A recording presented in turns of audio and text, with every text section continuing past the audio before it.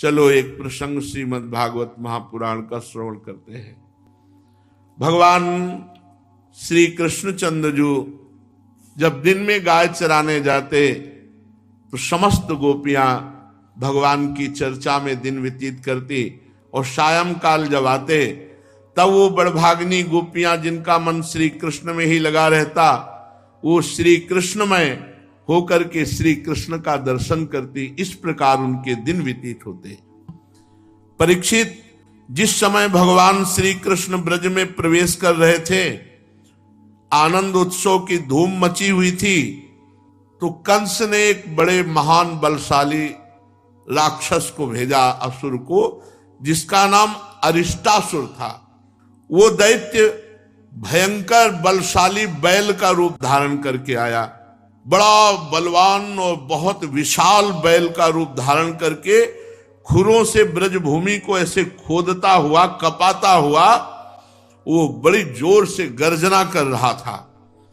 पूंछ अपनी खड़ी किए, सींगों से चार दीवारी तोड़ता हुआ, बीच बीच में गोबर छोड़ता हुआ, आंख फाड़ कर इधर उधर वो भगवान श्री कृष्ण को देख रहा था, कहां है।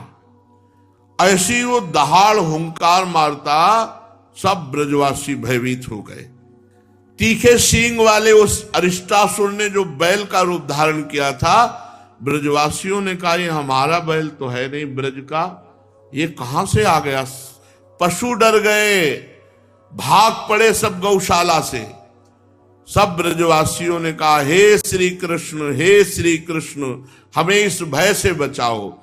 कृष्ण कृष्णेति ते सर्वे गोविंदम शरणं ययुः भगवान अपि तद्वीक्ष्य गोकुलम भय विद्रुतम।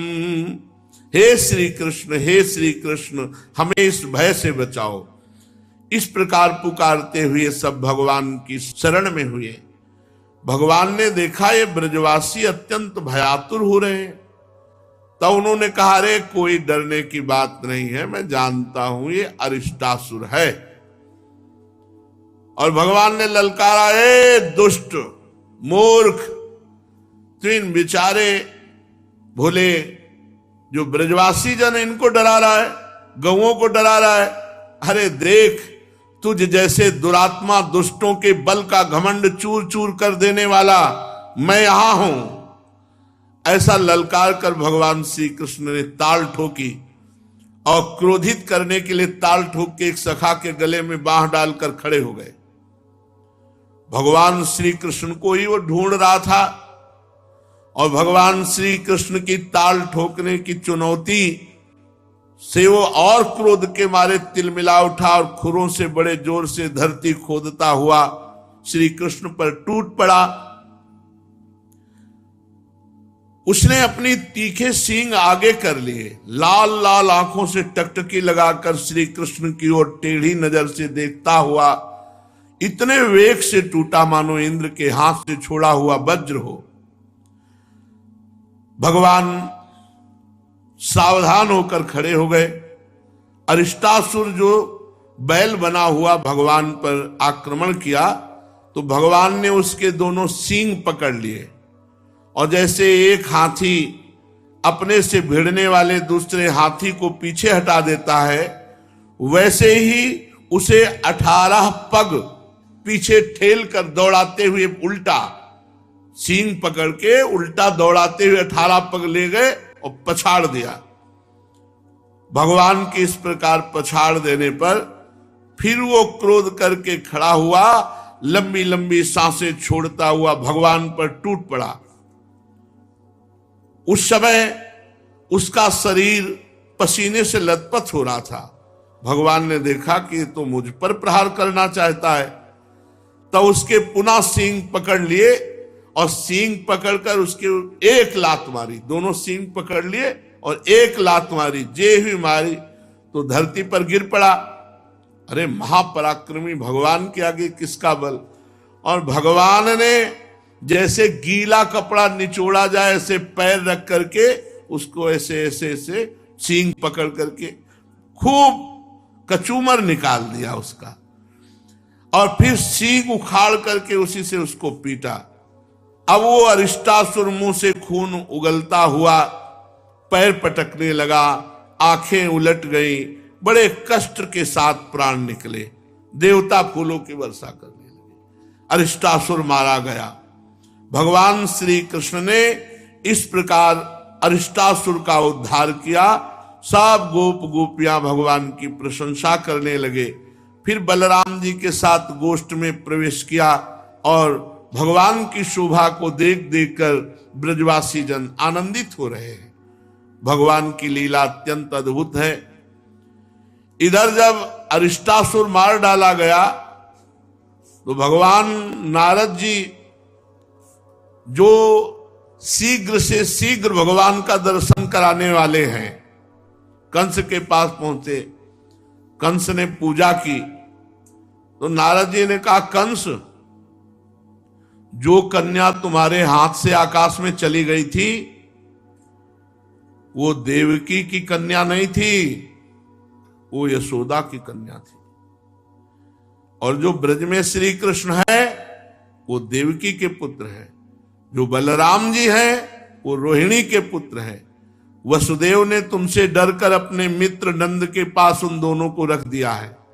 उन्होंने ही तुम्हारे जितने असुर भेजे सबका वध किया है। और चुप हो गए नारद जी। ये सुनते ही कंस की एक एक इंद्रियां क्रोध के मारे कांप उठी।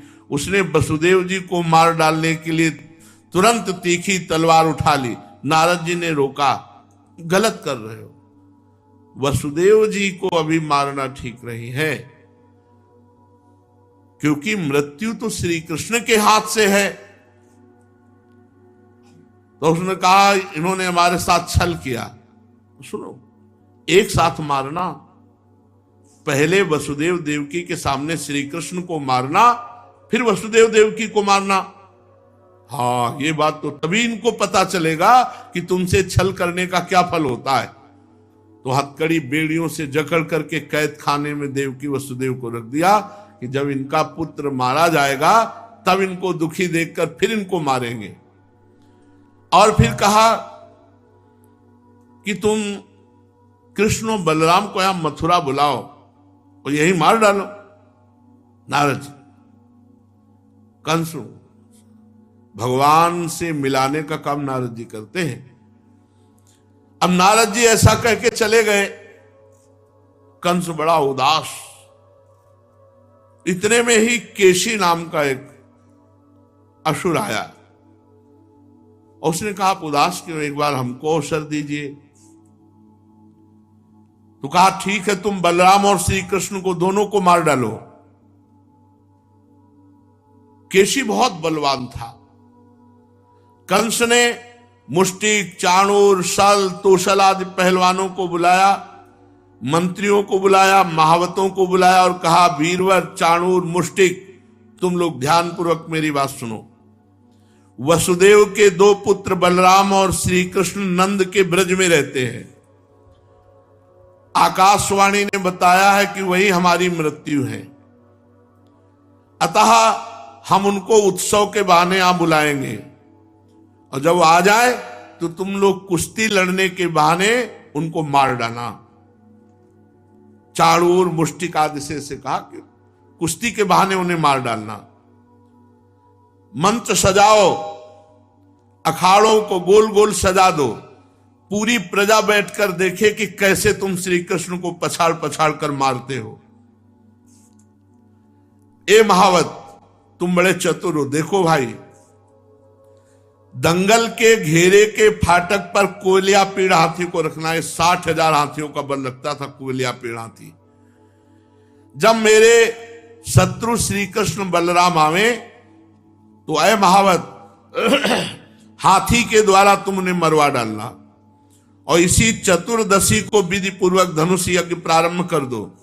कंस तो केवल स्वार्थ साधना का सिद्धांत जानता था, इसलिए उसने मंत्री, पहलवान, महावत को इस प्रकार आज्ञा देकर श्रेष्ठ यदुवंशी अक्रूर जी को बुलाया और उनका हाथ अपने हाथ में लेकर बोला, अक्रूर जी, आप तो बड़े उदार हैं, भूमिका बन रही हुई महाराज की ब्रज से बाहर जाने की, जो बाहर से आए थे। अक्रूर जी, आप तो बड़े उदार हैं, सब तरह से मेरे आदरणीय हैं, आज मेरा एक काम कर दीजिए। भोजवंशी और वृषणवंशी यादवों में आपसे बढ़कर मेरी भलाई करने वाला दूसरा कोई नहीं है। यह काम केवल आप ही कर सकते हैं। आप मेरे मित्र भी हैं और मैंने इस काम के लिए आपका आश्रय लिया है। ठीक वैसे ही जैसे इंद्र समर्थ होने पर भी भगवान विष्णु का आश्रय लेकर अपना स्वार्थ साधते हैं। अक्रूर जी, आप नंद राय के ब्रज में जाइए, वहां वसुदेव जी के 2 पुत्र हैं, उन्हें इसी रथ पर चढ़ाकर यहां ले आइए। बस आप इतना कर दीजिए, देरी नहीं होनी चाहिए इस काम में। सुनते हैं विष्णु के भरोसे जीने वाले देवताओं ने उन दोनों लड़कों को मेरी मृत्यु का कारण बताया है। अभी लड़के समझ में आ रहे, पूतना अगासुर बकासुर न जाने कितनों को निपटा दिया, अभी इसकी बुद्धि में बालक ही नजर आ रहे। यहां आने पर पहले तो काल के समान कोलिया पेड़ हाथी से मरवा डालूंगा, एक तो बचेंगे ही नहीं। यदि उससे बच गए तो वज्र के समान मजबूत फुर्तीले पहलवान मुष्टिक चाणूर, इनसे मरवा डालूंगा।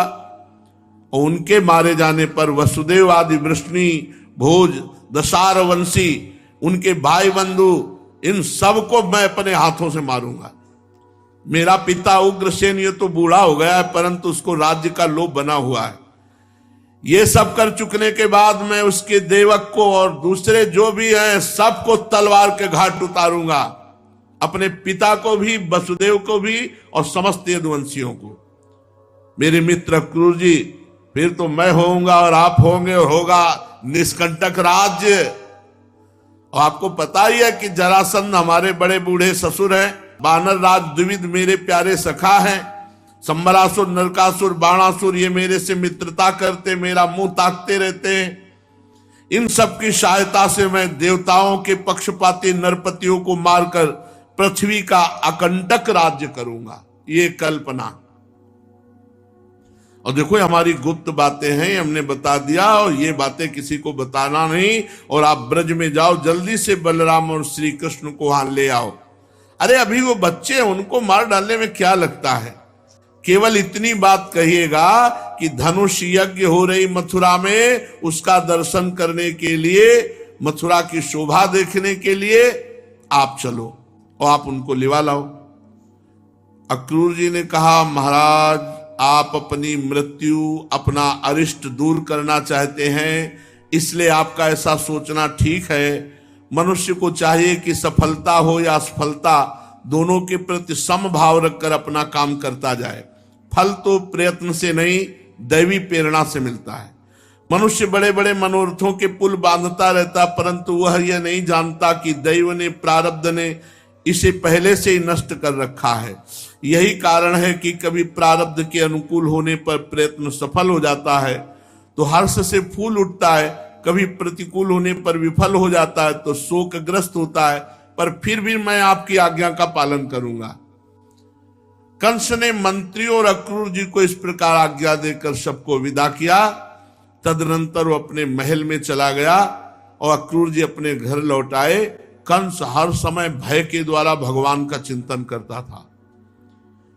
वो रात में नींद नहीं आती, दिन में जिधर देखता तो उसे श्री कृष्ण नजर आते, इतना तन्मय हो गया था।